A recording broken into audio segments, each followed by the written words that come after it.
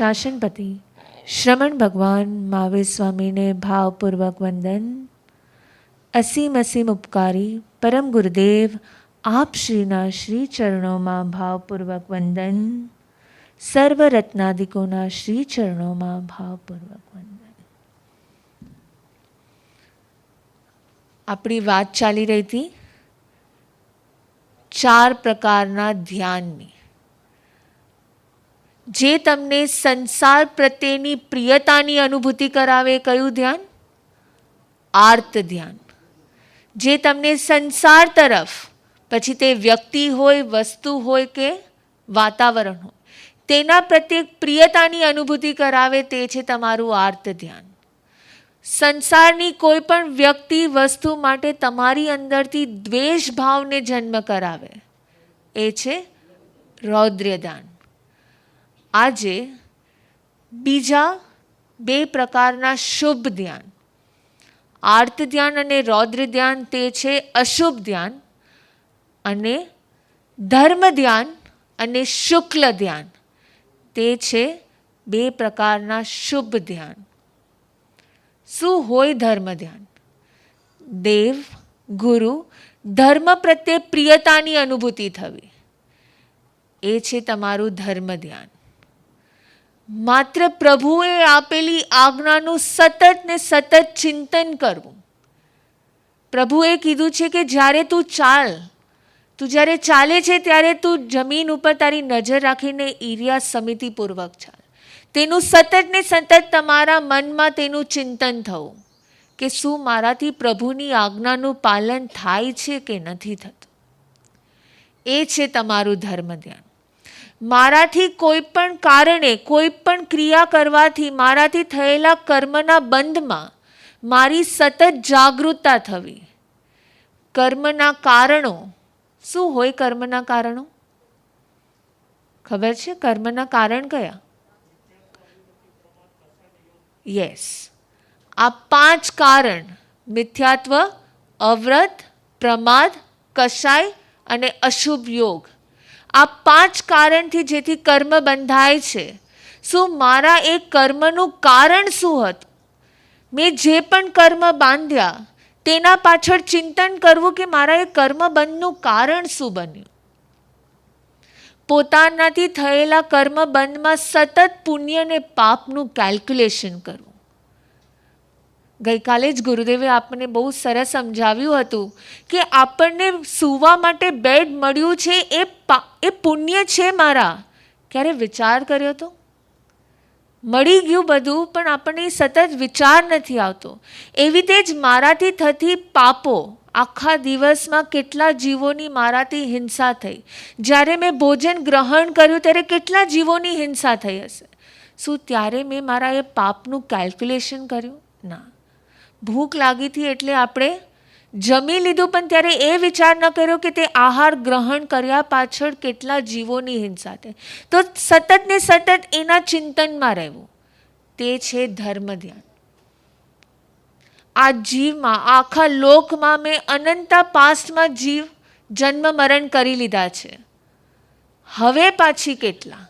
જો આ ભાવમાં હું ધર્મ તરફ આગળ નહીં વધું, આ ભાવમાં જો હું મારા ધર્મ ધ્યાન તરફ આગળ નહીં વધું, તો મારા એવા કેટલા જન્મ મરણ બાકી રહેશે. તો આ બધું જ કેટેગરાઇઝ થાય છે, આ બધું જ આવે છે તમારા ધર્મ ધ્યાનમાં.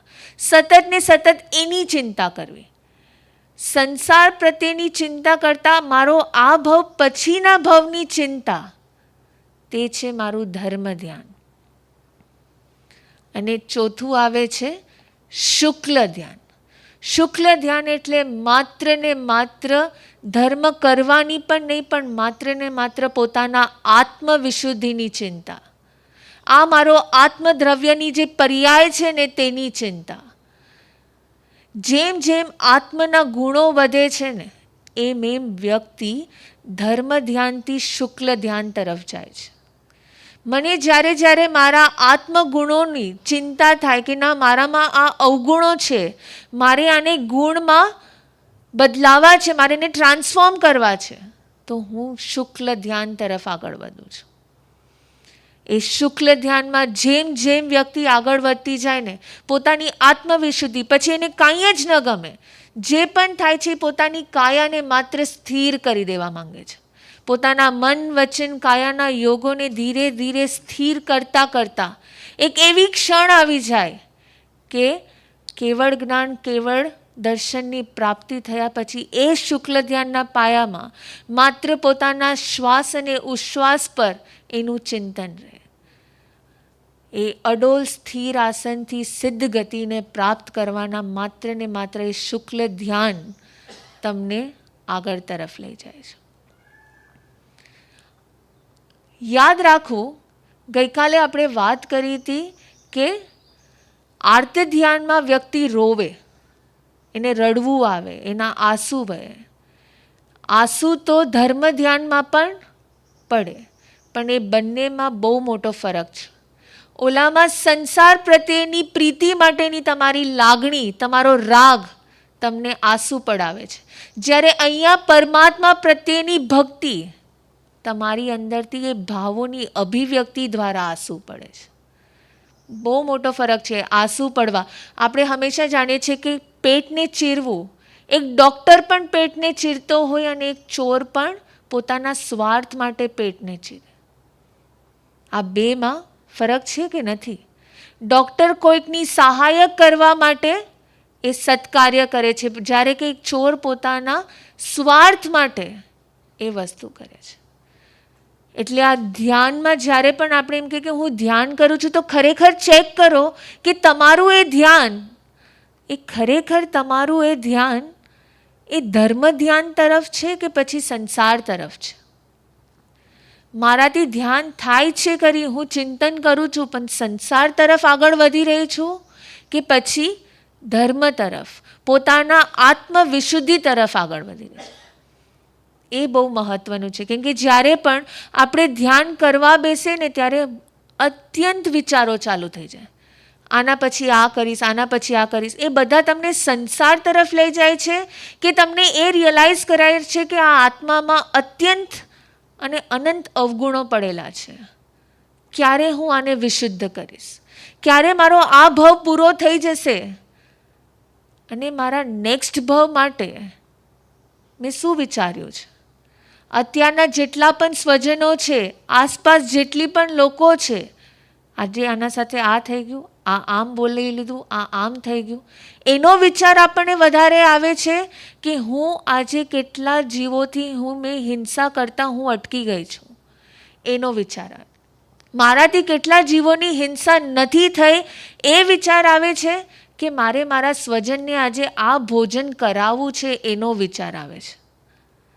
તો આ તમારું એક લાઈન છે, એક વિચાર શક્તિ છે કે તમે તમારા ધ્યાનને, તમારી જ્ઞાન શક્તિનો ઉપયોગ તમારી મનને એકાગ્ર કઈ તરફ કરી રહ્યા છો. કદાચ ક્રિયાના રૂપે આપણાથી થઈ પણ જાય, કેમ કે આપણે સંસારમાં હોય તો કદાચ તમારે એ વસ્તુ કરવું પડે છે, પણ તમે કર્યા પછી તમારા ભાવો કઈ તરફ છે એ બહુ મહત્વનું છે. એટલે આ 4 પ્રકારના ધ્યાન ભગવાને આપણને કીધું છે કે તમારા આર્ત ધ્યાનનું મારણ અગર કાંઈ હોય ને, મારાથી આર્ત ધ્યાન ન થઈ જાય તેના માટે શું કરવું? તો મારે ધર્મ ધ્યાન કરવું છે. જેટલું બને એટલું મારે દેવગુરુ ધર્મ પ્રત્યેની એક પ્રિયતાની અનુભૂતિ કરવી છે, પરમાત્મા પ્રત્યેની પ્રિયતાને અનુભવ કરવો છે. અને જેટલું મારે મારા સંસારના રાગ દ્વેષથી મુક્ત થવું, એનું મારણ અગર રૌદ્ર ધ્યાનનું હોય તો તે છે શું છે? શુક્લ ધ્યાન. રૌદ્ર ધ્યાનનું મારણ છે શુક્લ ધ્યાન અને આર્ત ધ્યાનનું મારણ છે ધર્મ ધ્યાન. જેટલો ધર્મ ધ્યાન વધારે થશે ને એટલું તમારું આર્ત ધ્યાન ઓછું થશે. ઇટ્સ એન ઓટોમેટિક પ્રોસેસ છે. કરવા જાઓ કાંઈક અને ઓટોમેટિકલી તમારી હિંસાના પ્રવૃત્તિઓ અટકવા લાગે. તો આ હતા 4 પ્રકારના ધ્યાન. ઓકે, આર્ત ધ્યાન, રૌદ્ર ધ્યાન, ધર્મ ધ્યાન અને શુક્લ ધ્યાન. 2 શુભ છે અને 2 અશુભ છે. જેટલા શુભ તરફ આગળ વધશું એટલી શુભ પ્રવૃત્તિમાં રહેશું, એટલી શુભ ગતિને પ્રાપ્ત કરી શકશું. હવે આવે છે એક નવો શબ્દ, એ છે દેશના. કેટલાને ખબર છે દેશના એટલે શું? જી રાઈટ. તીર્થંકર પ્રભુ જે ઉપદેશ આપે, ભગવાન જે ઉપદેશ આપે ને એને દેશના કહેવામાં આવે છે.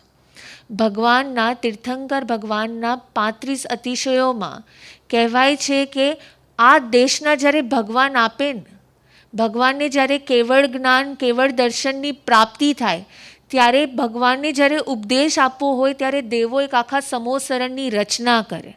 અને એ સમોસરણની રચનામાં ભગવાન અલગ અલગ પ્રકારની દેશના આપતા હોય. કલાકોના કલાકો સુધી પ્રભુના ઉપદેશોને લોકો સાંભળતા હોય. અને કહેવાય છે કે ભગવાનની જ્યારે પહેલી દેશના આપવામાં આવે ને, એ ક્યારે પણ નિષ્ફળ ન જાય. નિષ્ફળ ન જાય એટલે કે જ્યારે કોઈકને કોઈક એક વ્યક્તિ કે પછી ઘણી બધી વ્યક્તિઓ એને પ્રતિબોધિત થઈને ત્યારે ને ત્યારે દીક્ષાને ગ્રહણ કરે. છેલ્લા કેટલા સમયથી આપણા માટે તો અત્યારે આ જ એક સમોસરણ છે ને પ્રભુ બિરાજમાન છે. પ્રભુ પોતાના ભાવોની, પોતાના વાણીથી આપણને બધાને પ્રતિબોધિત કરી રહ્યા છે. કેટલાને ભાવ જાગ્યા? કેટલાને એવું ભાવ થયા કે નહીં, મારે પણ હવે આ બધું જ સંસાર, ગુરુદેવ આટલું આપણને સમજાવી રહ્યા છે, આટલા કર્મબંધના કારણોથી ગુરુદેવ આપણને કેટલા અનુબંધ થઈ રહ્યા છે ને આપણને આટલો શ્રેષ્ઠ ચાન્સ મળ્યો છે કે હું આના સર્વથી મુક્ત થઈ શકું, મારા સર્વ કશાયોથી મુક્ત થઈને હું મારા આત્મવિશુદ્ધિ તરફ આગળ વધી શકું. કલાકોના કલાકો, રોજ ને રોજ ગુરુદેવ દિવસો ને દિવસો આપણને આ પ્રતિબોધિત કરવાનો પ્રયત્ન કરી રહ્યા છે. કેટલાને ભાવ થયા કે આ બધું જ છોડીને થયા કોઈને કે દીક્ષા ગ્રહણ કરી લો? નથી થયા. કેમ નથી થતું? કેમ એ વિચાર નથી આવતો કે મારો આવતો ભવ કેવો હશે, ક્યાં હોઈશ? એ હાથીના રૂપમાં હશે મારું, કે આટલા નાના નાના જે જીવાતો આપણે અહીંયા જોઈએ છે એવો હશે? એક અળસિયા રૂપે હશે કે એક ચીપકલી રૂપે? કેમ એ વિચાર નથી આવતો કે આ ભવના થોડા દિવસો પૂરા થઈ જશે, પછી શું? તો બસ આ જ હતી કચાશ. આ જ છે કચાશ આપણી, કે આપણી સામે સત્ય હોવા છતાં આપણને તેનું રિયલાઇઝેશન નથી થઈ ગયું. તો ભગવાનની દેશના ક્યારે નિષ્ફળ જાય? ને અલગ અલગ સબ્જેક્ટ્સ ઉપર, અલગ અલગ ટોપિક ઉપર એવરી ટાઈમ હરેક તીર્થંકરના ટોપિક્સ પણ, સબ્જેક્ટ્સ પણ સેમ ન હોય. બધાના અલગ અલગ ટોપિક ઉપર એમની પહેલી દેશના થાય. અને કહેવાય કે એ દેશના ક્યારે નિષ્ફળ ન જાય. અને કોઈક ને કોઈક વ્યક્તિ પ્રતિબોધિત થઈને ત્યારે ને ત્યારે પ્રભુના સામે દીક્ષા માટે પોતાના હાથ આગળ કરીને કે પ્રભુ મને પ્રવજિત કરો, મને આ સંસારમાંથી તારી દો. અને ત્યારે ને ત્યારે જ એને દીક્ષા આપવામાં આવે. પણ કહેવાય પણ એ છે કે ભગવાન 24મા તીર્થંકર એટલે કે પ્રભુ મહાવીર એવું અછેરું બની ગયું હતું કે જ્યારે એમની પહેલી દેશના થઈને ત્યારે દેશના નિષ્ફળ ગઈ. નિષ્ફળ ગઈ ઇન ધ સેન્સ કે ત્યારે કોઈ પણ વ્યક્તિ એવું ન હતું જે પ્રતિબોધિત થઈ શક્યો. અને આ દેશના છે ને બહુ અલગ જ, જ્યારે પણ કોઈ વ્યક્તિ સમોસરણમાં આવે ને, ન એને થાક લાગે, ન એને ઊંઘ આવે, ન એને ભૂખ લાગે, એ કોઈ અનુભૂતિ ન થાય, ન ઠંડીની ન ગરમીની. કલાકોના કલાકો પ્રભુની દેશના ચાલતી જ રહે અને લોકો પ્રતિબોધિત થતા હોય. અને જેમ પ્રભુના સમોસરણમાં પણ એવા ઘણા બધા આવ્યા હતા પણ પ્રતિબોધિત ન થયા, અને પાછા ને પાછા એમ ક્યાંક આપણો જીવ પણ, આપણો આત્મા પણ ચાતુર્માસના 4 મહિના પણ પૂરા થઈ જાય ને પાછો જો ફરી એ ત્યાં ને ત્યાં અટકી ન જાય ને, એનો પુરુષાર્થ કરવાનો છે. તો આ હતી પ્રભુની દેશનાની વાત. ક્યારેક એવું બને કે પ્રભુની દેશનાથી બધાને સર્વરૂપે ત્યાગ કરવાનો, કે હું સંસાર કમ્પ્લીટલી છોડી દઉં એવો ભાવ ન થાય, પણ હું અંશ માત્ર પણ થોડાક અંશે પણ મારા પાપોની વૃત્તિને અટકાવી શકું ને, એને કહેવાય છે દેશવીરતી ચારિત્ર. દેશ એટલે કે થોડું, અલ્પ, અને વીરતી એટલે હું મારા પાપોને અટકાવું, મારી પાપ પ્રવૃત્તિથી અટકી શકું ને, એને કહેવાય છે દેશવીરતી.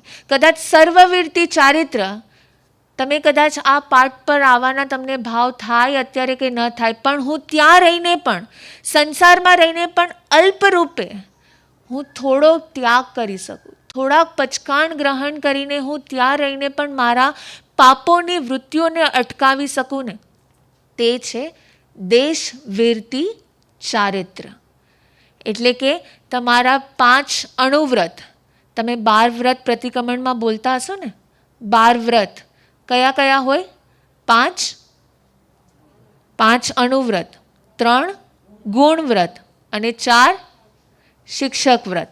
આ 12 વ્રતને અંગીકાર કરીને હું શ્રાવક ધર્મનો સ્વીકાર કરી બને એટલું મારા પાપોને અટકાવી શકું ને. કદાચ અત્યારે મારી એટલી ક્ષમતા નથી કે હું સંપૂર્ણ રીતે ત્યાગ કરી શકું, સર્વવીરતી ન કરી શકું, પણ મારાથી એટલીસ્ટ થોડાક અંશે દેશવીરતીનું તો સેવન કરું. મારાથી જેટલું બને એટલું હું આટલા પાપોથી બચી શકું ને, એટલો પુરુષાર્થ કરો. શું દેશવીરતી ચારિત્ર તમે ગ્રહણ કરી શકો કે ન કરી શકો? પોસિબલ છે કે નથી? છે. ઓકે, તો તમે એટલું તો માનો છો કે દેશવીરતી ચારિત્ર હું ગ્રહણ કરી શકું છું, અને મને ખબર પણ છે કે એ સાચું છે, પણ આપણે કર્યું છે ખરી? સંપૂર્ણ રીતે નહીં. હજી દેશવીરતી પણ આપણે એ 12 અણુવ્રતને પણ આપણે હજી સંપૂર્ણ રીતેનો ત્યાગ નથી કર્યો. તો કાંઈ નહીં, તો આ ચાતુર્માસમાં મારે એક સંકલ્પ કરવો છે કે કાંઈ નહીં તો મારે 12 વ્રતને અંગીકાર કરવો છે. એ 12 વ્રતને હું અંગીકાર કરીને જેટલું બને એટલું હું મારા પાપોને અટકાવવા માંગુ છું. મારાથી થતી તમામ પાપો, કદાચ એનું કેલ્ક્યુલેશન મને અત્યારે રિયલાઇઝ નથી થતું, પણ જે દિવસે એને ભોગવવાનો વારો આવશે ત્યારે એના કરતાં અત્યારે જ એ જાગૃતતા લાવીને, એક એલર્ટનેસ લાવીને કે મારે અત્યારે જ મારા તમામ પુણ્યને પાપનું કેલ્ક્યુલેશન કરવું છે. અને એ કેલ્ક્યુલેશન કરતાં હું ક્યાં અટકી શકું, હું કેટલી વસ્તુથી અટકી શકું ને, એના માટે મારે પુરુષાર્થ કરવાનો છે. તો કદાચ આપણે સર્વવીરતી ન લઈએ, પણ દેશવીરતી માટેનો આપણે પુરુષાર્થ કરવો છે. અને જેટલું જેમ દેશવીરતીનો પુરુષાર્થ થશે ને, અલ્પ ત્યાગ પણ મહાત્યાગ હોય છે. એ અલ્પ ત્યાગ જ તમને મહાત્યાગ સુધી લઈ જાય છે. તો બસ આપણે સૌ એક જ પ્રભુને પ્રાર્થના કરીએ કે પ્રભુ, આ ભવ આપનો મળ્યો છે ને, મારાથી જેટલું બને એટલું હું હિંસાથી બચી શકું, મારાથી થયેલા પાપોને હું આ ભવમાં જ બને એટલું તેના કર્મને ખપાવી તેની નિર્જરા કરી શકું ને, એ જ આજના દિવસ મંગલ ભાવ.